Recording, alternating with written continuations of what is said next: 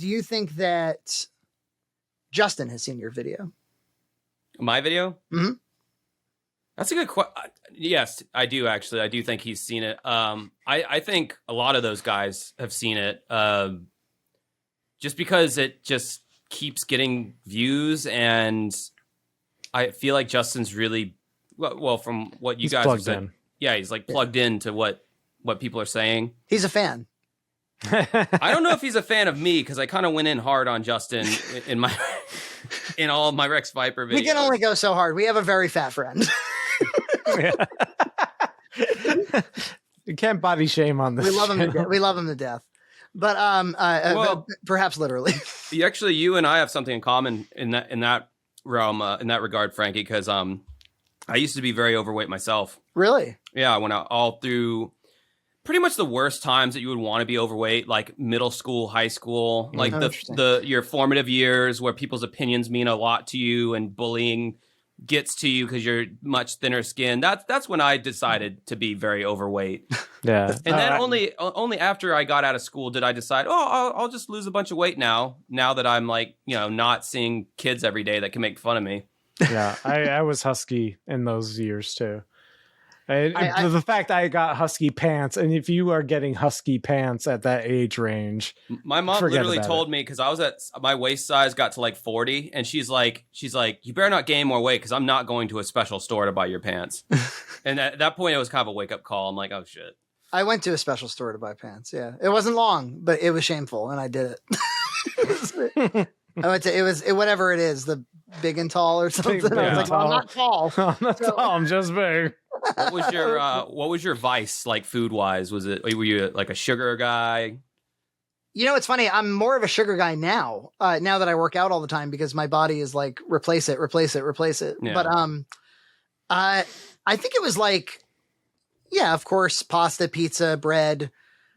I guess that's where it wasn't as much sweet tooth stuff. It was it was definitely carbs and cheese. I was a sweet tooth guy. I was like ice cream. Like that was my thing. Like cookie dough ice cream, put all kinds of shit in it. Like, 2 bowls a day. And I'm like wondering, like, why am I fat? Like, why aren't girls talking to me? And then like, as I'm eating my second bowl of cookie dough ice cream, not following the serving sizes at all, just probably like 800 calories in that bowl of ice cream that I just ate. I just don't understand it. Like, thing is, if you make one shitty decision every day for 2 years, you'll be super overweight. Yeah. And it's not hard to make one shitty decision every day. Dude, it's like eating like bad is like, it's a drug. Like when you stay away from it, like it's the craving like goes down, but like you could relapse. As soon as you relapse, you're like back on the wagon with that shit. And it's like, oh man, I got such good feelings yesterday when I like ate that bowl of ice cream. What if we did it again today? Because I've always said that what sucks about I'm sure drug addiction is like this too, but it's like you can rationalize it with a bad day and with a good day. You're like, let's celebrate this wonderful day with pizza. Let's wash away this horrible day with pizza. Yeah. I'm a bit of a booze hound myself, so you drink when you're celebrating and you drink when you're having a bad day. Yeah, it's just there's always a time to drink. Yeah, and once you're overweight enough, you're like, okay, I would have to lose 140 pounds. What would the fuck is that going to look like? And then, but yeah, I don't know. Like, I've listened to a lot of other people talk about it, and if you're lucky, you'll one day. It sounds like it happened to you too. You'll one day be animated by this sudden desire to solve it. And I just got sick and tired of being sick and tired. For me, I got so like unhappy and angry at my body that like I don't care what it takes. I don't care how much I hate doing sit-ups or running or whatever. I'm gonna fucking do it because I'm sick of this situation. Yeah, So and your life improves dramatically. But something people forget is that if you just because you're like, oh god, I got to lose like 100 pounds or something, but I'm telling you, 3 weeks of good habits, you'll already feel. You could lose 5 pounds of the 100 that you need to lose. Just psychologically knowing that you're headed in the right direction is revelatory. Oh yeah, and then as soon as you see results on the scale, then it just keeps pushing you forward because it's like oh shit, I'm making progress. Let me keep doing this. You know? Yeah, you play a game with the scale, and now you're part of a game that you're winning. You know? Yeah, and it compounds too because you sleep better, you have a better mood, everything. It's just yeah. I don't know if I ever like. I think like 230 was like my heaviest weight, so I don't know if I ever got like big enough to really like have like and I was like super young, so everything was like brand new. So like I don't know if I ever got big enough to where it like affected my knees. Obviously, like it hurt me for me to stand. I remember being at like high school football games. I'm like, guys, you want to like sit down? My feet are fucking killing me. And like, what are you talking about? We're fine. They're all my like 80-pound friends. Oh, cool. I got to 280. I got to 289, and yeah, I would snore. When I got sick, I stayed sick, like for 3-4 weeks, like of symptoms when I would have a cold, and it would happen all the time. So my immune system was shot. There's all kinds of shitty problems. You know, yeah, your pants don't fit right. You look like an idiot. Yeah, but it was, it's easy to if you don't really have a point of reference, if you've been fat for years, you're kind of like, well, how much better would I feel anyway? And there have been times I've had conversations with John where I've been like, dude, like you'd feel so much better. And he'll actually say when he's in, when he's in a less good state, he'll say things like, well, what would I even do anyway if I was thin? I'm like, anything you want. How about that? Like, yeah. Yeah. I mean, yeah, I went through a period. I'm a pretty transparent person, so I don't mind talking about this. I went through a period here recently where I was like drinking every day. I did that for like 5 or 6 months, and like waking up hungover was just my default. It's like, well, this is right. I feel like shit. I have a headache. I have no energy, and so in the past couple months, I've started dialing it back towards like, yeah, maybe you shouldn't be drinking every night, you fucking idiot, you know? So now I've got like a few days out of the week that I don't like. Tonight's one of the nights that I'm not going to drink. And then when I wake up the next day, I'm like, oh, damn, I feel like motivated. I feel like this joyfulness, radiating through my body. This is how like a normal person feels. Like, this is how you're supposed to feel. You're not supposed to wake up feeling no motivation, headache every single day. Yeah. And it's like, yeah, maybe don't drink every day, you fucking idiot. How many people do you suppose, like, on average, are in like a cycle of slightly over drinking all week? Dude, in the area of town, I'm from Jacksonville, Florida. Again, yeah, that sounds like everybody. I'm very transparent, so whatever. I live in Jacksonville, Florida. I live around like the artsy fartsy like hipster district. Dude, all those kids have drinking and drug problems. I've never done any drugs. That's one smart thing that I can say. I've never tried anything except marijuana. Yeah. But oh yeah, dude. If you got blue hair and you look like this, you've done shit. Like you have a vice of some kind. Like you don't not have some kind of inner pain that you're trying to cover up. But like everybody I know, because since I'm a karaoke DJ, I'm at bars like 4 or 5 nights out of the week. And I see the same people every week, that's like their routine is to just go and drink and torture me with their fucking awful karaoke singing. Yeah, it's really. So you must know I'm like, I don't do anything except for I was a big fatty. But and that's something I've continue to fight is like, hey, don't gain it back. But yeah, same. Yeah, it's an albatross forever. But all the talk about, we've talked a lot about Kevin Smith and weed and that, because I think weed, because it is relatively harmless, it gets a complete pass when there is kind of like I'm amazed by how many people commented or reached out to be like, you know what, like when you guys were talking about Kevin's dependency on that, like I realize I probably have a dependency too, and it's I mean, with anything, right? Yeah, I remember that video where y'all talked about that, and I was like, wow, this is like the first time anyone's ever like had like a reasonably critical take on weed, because like it's like I'm like one of the only people that I know who doesn't smoke weed in my, like around the circle of people I hang out with. I mean, it is just like ubiquitous. My mom does it. I mean, everybody like it's I'm actually surprised how positive the comments were on that. Like you had a few that were like, it's great, but shut up. But like a lot of them are like, oh yeah, this is a good discussion to have. Like There's one guy I love that he commented on your video too. So because I blocked him on my channel. So here's my policy on blocking. Okay, we'll put it out here right now. So if you want to come around and hate on us 2 or 3 times, you're welcome to do that. But if you're going to make a habit out of it, like you're going to come and comment on every single video with the same thing where you're like, guys, as I said, I don't like when you blah, blah, blah.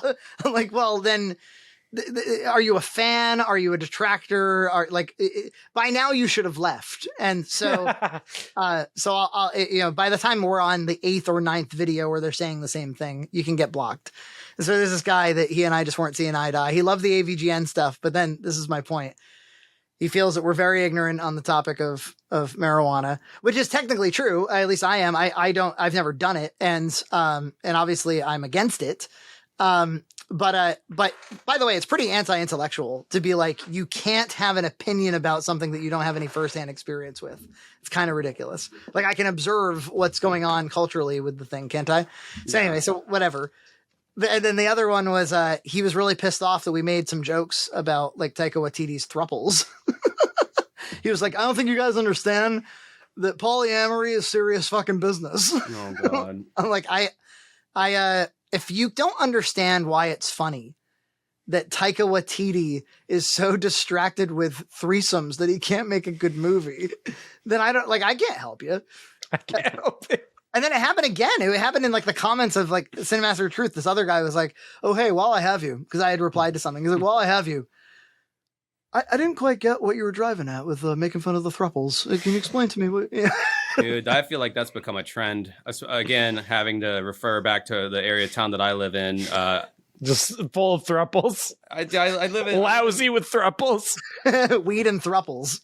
Yeah, just polycules. I like that one. That's one that I just learned this year. A polycule. It's a polyamorous relationship, but there's like it could be like as many people as It's like the Slipknot of a fucking relationship. There's like 9 people involved. You don't see too many elderly polycules, do you? They don't make it all the way to the end, typically. Dude, oh my God, I see so much. Maybe elderly. I guess it is Florida. Dude, I listen to this Dateline NBC podcast because I like true crime, and like half the fucking stories take place in Florida.